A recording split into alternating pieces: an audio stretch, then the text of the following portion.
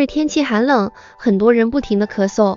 今天就和大家分享几种对应不同种咳嗽的食疗方。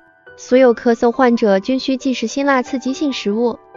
风寒咳嗽的症状是咳嗽频繁，以干咳为主，后有少量清晰白色痰液。咽喉痒，咳嗽时声音很重，鼻塞、流鼻涕，怕冷，无汗或伴发热，头痛，舌色淡红，舌苔薄白。适宜食疗有杏仁姜汤：杏仁10克，捣碎，生姜6克，去皮，加盐4克一起捣碎，甘草5克，盐细末，微炒，一同拌匀，用开水冲成汤，温服。风热咳嗽的症状是咳嗽不爽或咳声重浊，痰液粘稠，颜色发黄，不易咳出。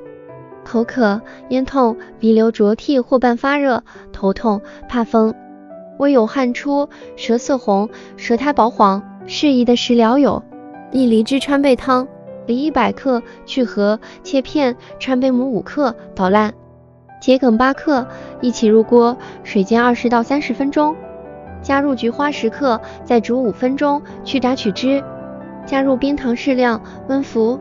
2梨汁粥：鲜鸭梨1个，连皮切碎置于锅中，水煮30分钟，去渣后与淘洗干净的粳米50克同煮成粥，温服即可。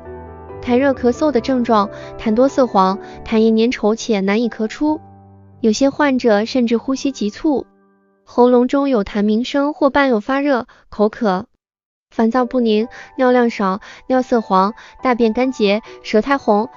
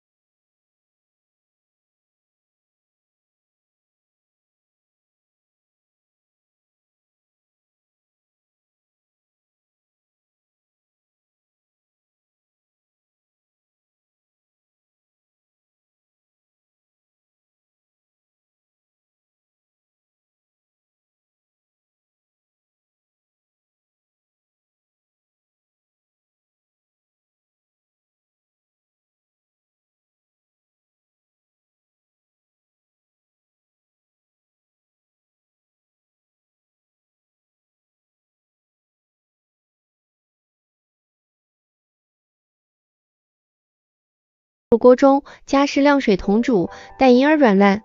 汤稠时加入冰糖15克，融化后温服。你学会了吗？